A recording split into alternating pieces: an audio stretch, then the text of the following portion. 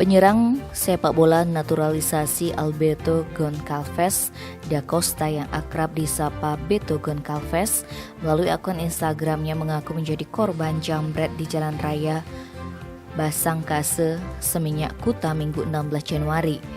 Akibatnya dia kehilangan sebuah kalung yang sangat berharga. Dikonfirmasi melalui telepon Senin 17 Januari, Beto menjelaskan kejadiannya bermula ketika dia dan sang putra usai makan malam di restoran Brazilian Aussie Barbecue Bali sekitar pukul 21. Kemudian pria kelahiran Brasil ini mengendarai sepeda motor membonceng anaknya menuju ke hotel tempat mereka menginap di daerah Legian Kuta. Dalam perjalanan, tepatnya melewati jalan raya Basangkase yang kebetulan pencahayaannya cukup gelap, ayah dan anak itu mengobrol dan kurang konsentrasi. Tanpa diduga ada dua pengendara tak dikenal berboncengan dari arah belakang menyentuh dadanya. Orang itu langsung menarik paksa kalung yang ia pakai sampai bajunya robek.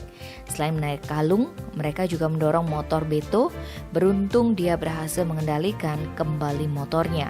Akan tetapi maling telah berada sejauh 30 meter di depannya.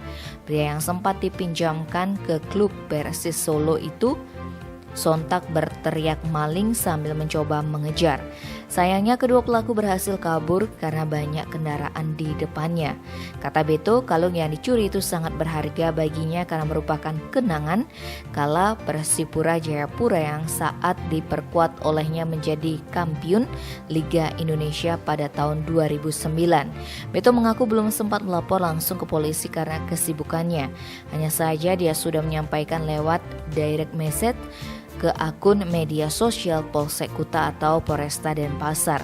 Rencananya pria ini tetap akan melapor langsung sehingga polisi bisa mengecek CCTV untuk melacak plat motor pelaku, sebab mendapatkan kalung tersebut adalah yang utama baginya.